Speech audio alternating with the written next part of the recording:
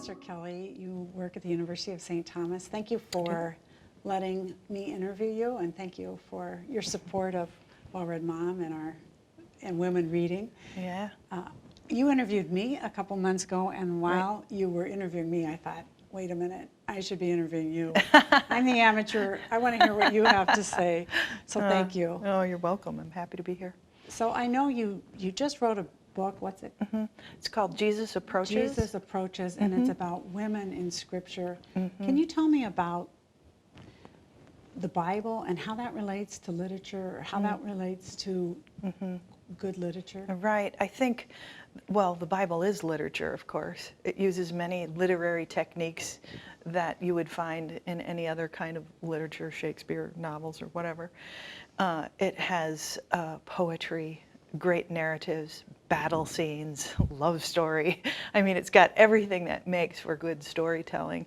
And in fact, Christ himself was a storyteller. He used parables in order to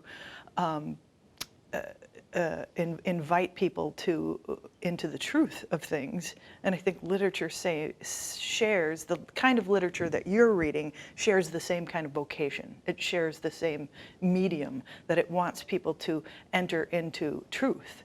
Ratzinger wrote once that we don't read the Bible just to see what happened, millennia ago, or to see what people thought all that time ago. He says, we study and read the Bible to know what is true, to know what is true.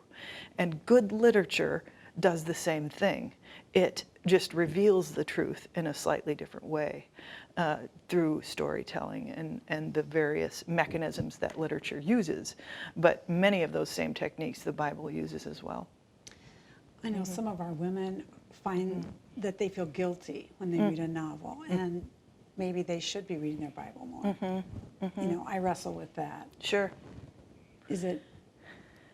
Do you ever feel guilty when you read a book? Should they feel guilty? Should you be reading your book? We should all be reading our Bibles more, right? Right. Yeah, I don't think that guilt is really an appropriate, or it's not an appropriate application of guilt to associate it with reading, and especially reading good literature or studying the Bible. I do think that the two activities really complement each other, and that good reading, and many of the great storytellers were well versed in Scripture, and I think of all the Russians and some of the other people that I know that you've been reading. They'll make references to Christian texts or to Scripture or to the Psalms, and if you haven't studied that, you're not going to pick up the fullness of some of those references, because it is the book that it is, because it has been read by so many, because it is one of the most influential texts of all time. You can't ever be lost in studying it in terms of how it will help you to understand literature. Now, again, we read and study the Bible to know what is true. We want to immerse ourselves into the story of salvation history so that we see our role in it, how we participate in it. And so if you are taking up the Bible with that in mind, I think in some ways those same skills can be applied to good literature. And they complement each other. And certainly, I think I'm not ever going to say don't study the Bible, but feeling guilty about reading a novel versus reading the Bible, I don't think is really as useful or necessary. Can you talk about the interior capacity and how reading can help develop that, and how that's needed in prayer? Sure. I think of Nicholas Carr's book, The Shallows, and some of the other texts that are coming out documenting the importance of developing the deeper mind, deep thinking skills in the brain, and that if you aren't using those, they sort of fall out of shape like any other muscle in your body. If you're not using it, they fall out of shape. And he himself started on this topic because he couldn't remember the last time he had read a whole book. He said, when I was a kid, I'd sit down, I'd read a book cover to cover, couldn't put it down. He said, I haven't done that in ages and ages. And that he found himself frustrated in longer periods of reading. And in a sense, he wanted to reclaim his brain for that activity. If those studies are true, if it's true that if we're not doing deep thinking and deep reading, that those muscles are going to fall out of shape, then you can certainly apply that to any interiority, the life of the spirit, contemplation, prayer, meditation. All of these things require that same faculty that we use when we read well. So there's a definite overlay. That's interesting. So there's this overlay between being able to contemplate and meditate on Scripture that is associated with reading novels. They go together. It helps us deep read. And I think it's got to be the same faculty. You know, I it's think not like so. you turn something else on when you enter into deep thought. They have to be related. You know, we're embodied. And so it's not like we just put that on a shelf. Right. Yeah. So it's worth keeping that in shape. Yeah. It's worth it. Sure, sure. And it's effort to keep it in shape. I think that's the other thing, too, versus putting on a video and just zoning out. And I think there's a lot of evidence now that pixels in our televisions, our computers, have a sedative effect on the brain. And so it's easier to just kind of mellow out in front of the television, whereas in deep reading, that doesn't take place. Something else is activated in your brain. It's easier to watch an exercise show on TV than Right, to do the it, exercise. exactly, right, Okay. sure. Reading helps awaken our moral imagination. Can you talk about the moral imagination? The first thing that comes to my mind is the story I read as a sophomore in college, and I knew I wanted to be a writer, and that was Heart of Darkness, Joseph Conrad. I remember reading that, closing the book, kind of pushing it across the table and thinking, oh, I don't ever want to go that path. You know, it's really a story about good and evil and the easy slide to corruption. How even someone who has great integrity and is well educated and has all of these advantages can just slide into corruption. But there was something so true about that story. He captured that terrible disintegration of this main character into corruption with such clarity and force that I knew it was true. And again, if we're beings designed to seek truth, to recognize truth, if we're always, that's part of our human capacity, and literature helps to draw that out if it's well done, if it's well written. And that piece, I just remember thinking, I want to develop that capacity that he's expressing here, to be able to reveal a terrible truth, but the truth through these characters and through the storytelling. So even though it's fiction, in a lot of ways, it's morally more true than not. Yeah. So has the book changed you? When you read a book and it awakens your imagination, your moral imagination, have you had an experience where you've had a real change through literature?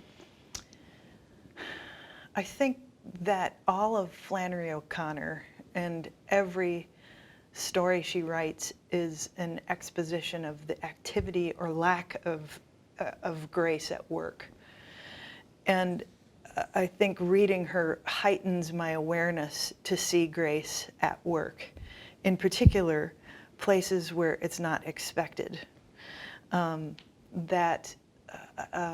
It has confronted my own bias to assume that holiness looks a certain way, that grace looks a certain way. And I think that her stories have really opened up the idea that, you know, God graces who he graces.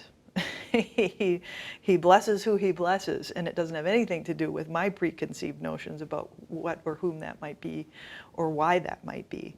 And so though a lot of her characters are very terrible and they're morally conflicted and have great difficulties and challenges, I think it points to that precision of saying that God's grace can be active even in places that we don't expect. And while we're on Flannery, she uses violence, and a lot of people read her and they say, I don't understand it, you know, it's bizarre. Yeah. Do you have a key that would help us understand Her short stories? There always seems to be a violent episode. or something freakish. Something kind freakish. Of. Yeah, I think it helps if you've lived in the South for a while, which I have. I don't know. I think there are a lot of funny characters in the South. I loved the time that I lived in the South of the U.S. It's I'm really attracted to her because of that, because there's no overwrought piety. There's real faith, but there is no unearned piety in her characters. And I find that attractive because I think unearned piety is really ugly, and it's not truthful either. You know, it's a puffery, a kind of fakery and that sort of thing. And there just isn't that element in her characters. And if it is, it's clear that that character is a poser, or is shallow, or is portrayed in sort of a negative light, that this is not what you want to aim for. Right. Yeah. So I think that even though some of her stories are violent and a little bit tough, thus the world is violent and tough. And the violence serves yeah. to sort of wake It the jolts character you. up. Yeah, it jolts you as a reader. It jolts the character.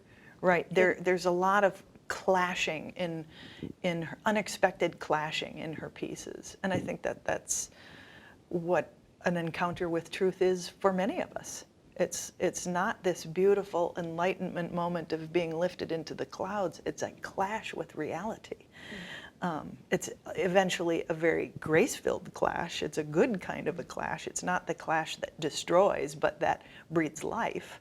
But at the same time, it can be kind of a violent jolt. And it always comes with pain. Yes, yeah, yes.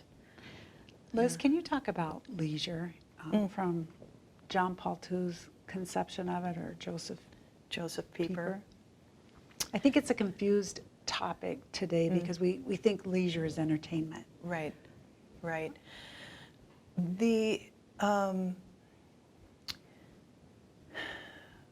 on Sunday Sabbath, on the Sabbath, what the Jews used to do, still do, would be to recount the mighty works of God, the ways that they were saved by him. The Red Sea, taken out of slavery, given manna in the desert. You know, they spend their Sunday filling up with a remembrance of all the good works that God has done. When you do that, it inspires wonder, awe, gratitude, creativity, a certain kind of thankfulness. And I think we've lost a sense of Sunday leisure as really being an activity of remembering the goodness of God. Sunday's just become another day off, you know, another day to rest, or a day to, as you say, entertain yourself. And that disconnection from the true meaning of leisure, which is contemplation of the good works of God, leaves us really tired Monday morning. We're burned out. We just haven't been filled up properly in the way that we were designed to be refilled and reminded. So it's like a receptive activity. Mm-hmm, mm-hmm. Sure. Contemplation, you know, leisure, Joseph Pieper says contemplation is true leisure. Contemplation in the proper sense is always a gift. It's not something I conjure. I don't sit down and think, okay, I'm going to contemplate now. It's always a gift from God. So you have to be in a receptive posture to receive a gift. You have to be and know how to receive. What do your Sundays look like? What would be the ideal Sunday for you to experience leisure in this way? Well, a holy hour, I think, you know, a walk along the lake. I've always found great consolation in nature, in the beauty of nature. We live in such a beautiful part of the world, so that's always very filling. And more than anything, just quiet, reading. But quiet in a way that's not just resting, but it's actually being aware of the trees and giving thanks. Or Yeah, that too, yeah. You know, my adoration hour on a Sunday may not include any kind of document or book or paper in front of me. It might just be sitting and receiving the presence of God, just being in his presence and letting that refresh me. And in the same way, I think you can be in the presence of nature and let it refresh you and refill you with joy and with wonder, just at the miracle that it is to be alive. Okay, well, a lot of times I'm in nature, but I'm going so fast inside that I don't experience what you're talking about. Like, what's the key that unlocks being able to take in more when we're in life? Yeah. Because women today are running like crazy, mad. and we need to slow down, and I think we're aware of it. Yeah. But we don't even know how sometimes. Right. I mean, that's a fairly prominent theme in the book that I just wrote. What does it mean to come unplugged from the world? And in some respects, I invite women to fail from a cultural standpoint. That part of the way of creating that space, of sanctifying, creating that space that you can enter into silence, is to fail by cultural standards. You have to make some very intentional, conscious choices about what you are going to allow into your daily world. Technology is very invasive. Do you have proper parameters around the technology that you're using? Television, I would jettison that first thing. It's amazing how much time you have to pray if you don't have a television in your house, you know. So I think you have to make some really conscious decisions about what is going to be important. And if you place a primacy on silence and prayer, everything else will sort of fall into order after that. And I think sometimes we try to do it the opposite direction. We say, well, I'm going to push this off and push this off and push this off. It's in silence that you determine how the day should be ordered and what can fall away. So you gain a wisdom of how to living this way. I think so. And maybe I have more need for quiet than most people or something. And I know I'm a just very typical introvert. I gain energy being alone, being in silence, versus an extrovert who gains energy being around people. So I'm sure some of that influences just my own experience of it. But I think the world is in wild need of quiet and stillness.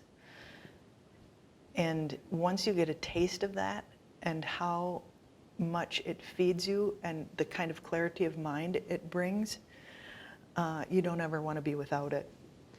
So what would you recommend for I'm thinking of a busy mom. She has 5 kids, she's carpooling, she's changing diapers, she's behind, she doesn't know what to make for dinner. How does she get this quiet? Or how does she, I know there's not a magic answer, but. Sure, I think it's probably different for everybody and their life circumstances. You know, maybe your husband travels a lot and you do have to household and parent on your own a lot, or, you know, something like that. So I don't want to give a blanket kind of statement, because I think there are seasons when you can have more and less of it.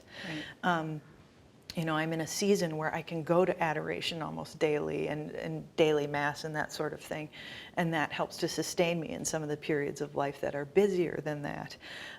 One thing I think, especially for women, I love it when women come into the adoration chapel with all 7 kids and they're playing with toys and, you know, doing whatever they're going to do and making their little noises.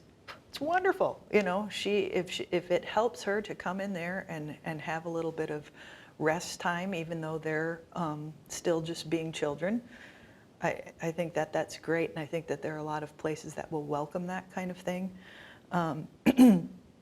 Asking for help, making a priority, you know, starting small. I'm just going to do half an hour a week, you know, start small. Just do your half an hour a week. Then you can move to an hour. Yeah, then you can move to an hour. You know, then you'll find that maybe there's an hour and a half you can do during the week. And I think that getting back to the notion of sort of having your brain practiced at this, it's much easier for you to go deeper more quickly and to gain more out of less time when you're in shape.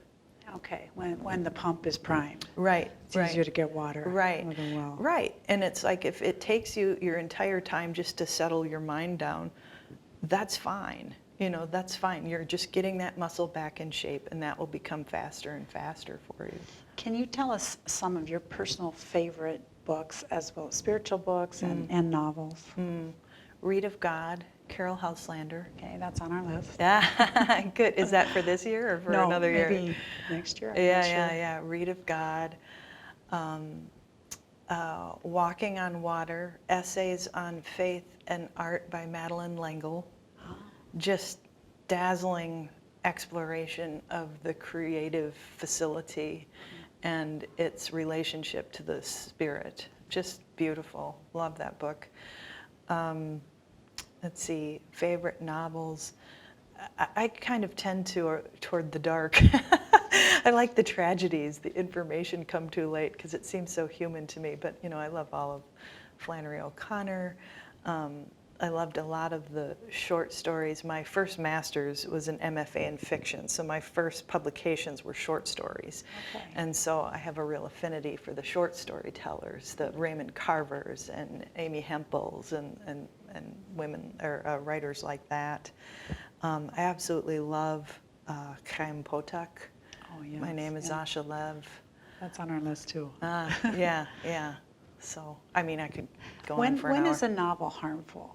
Like when do we need to have our, detectors up? Like some people are more sensitive to what goes on in a book than others are more bothered. Do you have a way to? Have you ever just shut a book and said, no, I'm not interested? Like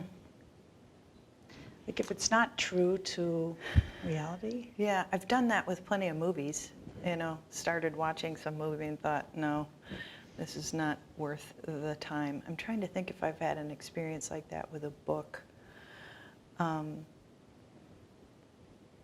What makes a worthy read? Right. What makes a book worthy? Or a classic? What makes it a classic? Sure. I think the use of language, the kind of clarity of the use of language. Is it beautiful? Does it draw you into the transcendent? That's important. The character development. Is this a character I can relate to? But it has to be grounded in some kind of truth. Sure. Right? Sure. Sure. And Yeah. didn't Flannery say something about how really being a Catholic helps her be a novelist? Because you really need a drama. And so with... Right. There's no greater drama than good versus evil. Right. And every other drama is somehow related to that drama. You know, they say that John Paul II once said that the incarnation has kind of exalted motherhood and has placed it at the center of the covenant between God and man. Motherhood is central to the covenant between God and man, and every expression of motherhood thereafter is some way a reflection of that same covenant. And I would say you could expand that idea to say that the great covenant between God and man, this good versus evil battle, is in some way reflected in every piece of great literature, whether it's overt or not. It still is related to that, the great tale of tales, if that makes sense. That's beautiful. That's interesting what you say about motherhood. What would you say to the mothers out there, or the women out there who are who want to impact, want their lives to have an impact on their families, on the culture, like the most important things they can live in their life? Mothers are dangerous. You don't know the power you have. Are you serious? You know, pardon? You're serious? Yes, yes. Mothers have, a praying mother is the most powerful woman on earth. The influence that she can have on her children and on her family. And Edith Stein says that womanhood is not meant to be, familyhood is not meant to be the end-all means of everything, that the life of the family is to prepare us to go out into the broader world. Now, if that's true, what more powerful role could there be for that preparation than being a mother? I mean, you're given the reins, really, in a lot of ways, especially with respect to your children. So, I mean, the first thing I would say is just remember that what you are doing is powerful, valuable, you're irreplaceable, and you are putting your own unique and unrepeatable stamp on the way that you mother. And that just can't be understated. I have a sister who worked in Washington, D.C. for many years, and when she started having her children, she stayed home. She had 4 boys, boom, boom, boom, boom, boom, one right after the other. And she would go to parties in Washington, and people would ask her what she did. And she said women would literally turn and walk away from her when she said that she stayed home with her children. Just like, oh, you have nothing to say to me. And you know, of course, you just want to shake that person by the shoulders. And there's a lot of that kind of seeping into the culture. You know, how really important is motherhood, fatherhood? It's kind of, you could exchange that for anybody. It takes a village. It doesn't, you know. There's a very unique bond, biologically, spiritually, mentally, that women have with their children, and exploit that, enjoy it. And self-care for a mom in the good sense of the word, like we're talking about with prayer and scripture and good literature and contemplating the goodness of God. What does that have to do with the way we gaze at our children and see them with wonder? What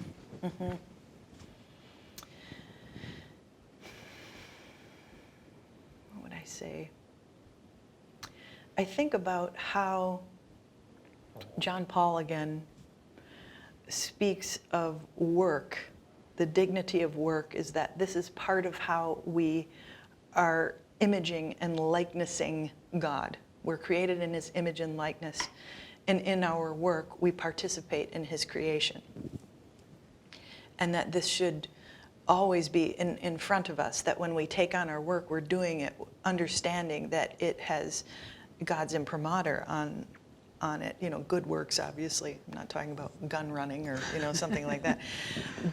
And I think motherhood is a very supreme expression of entering into and sharing in the creative nature of God on every level. But even if they're not your biological children, and all women are mothers in some sense or another, we're all invited into a spiritual adulthood. And so for men, that means fatherhood. For women, that means motherhood, whether or not it's biological, natural, or not. And this is part of how you image God. So there's a kind of wonder and sanctity in the fact of even having children. I don't know if that really answers your question. No, that's helpful. And so, but taking care of ourselves helps us to live that out in a more absolutely profound way. Right. Yes. I teach a course called Woman and Man in Catholic Studies here at St. Thomas, and we have this conversation a lot. I'll ask the students, okay, what's the center of the family? What's the focus of the family? And all their hands go up and they all say the children. And I say the family is the focus of the family. It's the entire unit. Everyone needs to be flourishing in it. And of course, children take a certain kind of primacy because they're unable to care for themselves. But they are not to be exalted above all else, that the family needs to take care of the family. It's the whole unit. So I think that, especially for women who have a tendency to put all of their energy out, to be always giving, they need reminders to receive, and to receive greatly. And we receive in the sacraments, we receive in reading, we receive in prayer, and to be aware of the need to receive. Because everybody needs to flourish. Sure. And women are part of that. Sure. Circle of family. Sure. That's really good. That's super helpful. I think we need to hear it 100 times. Yeah. You know, it's okay. Yeah. Go deep in the contemplative life. Yeah. And, you know, again, this notion of permission to fail. You know, at the end of my life, I'm pretty sure I'm not going to be wishing that I had had a better wardrobe or a cleaner house or a better garden, or, it's going to be, did I love well? Did I love well in the days that I was given? And what's the evidence of that? That's what I want to be looking for. And I think that a lot of women have a tremendous pressure that the kid's got to be in this soccer team and that dip and this, just all the pressure about what their child should be, that the child becomes objectified and they never even intended that, It's like, this is a little soul. It has eternal value. Whether or not he plays soccer is kind of a secondary, tertiary role. How are you doing as a family? And is there room for that to be added in? So go back to the family. How is the family? My husband Yeah. always said, if it's good for the family, it's good for this particular child. Yes. Yeah. And that was always a helpful way to Yeah. make decisions. Yeah, I think that's really wise. I think that's really wise. I remember, oh gosh, I'm going to forget his name, but he played Obi-Wan, the actor. He was Catholic, devout Okay. Catholic. And he said something similar. He wrote a number of really just tremendously charming autobiographies. And Alex Guinness, that's who it was, Alec Guinness. And he said he considered every role, and he said, would I want my children to see me in this? Which is kind of another way of saying, would this be good for my whole family? And that was how he determined what roles that he would choose. And yeah, I think your husband's line is a really wise one. I'm going to steal it. I'll credit him, but I'm going to steal it. Well, thank you, Professor Kelly. Thank you so much for letting me visit with you today. And You're welcome. look forward to My pleasure. more chats. Long live well-read mom. Yes, thank you.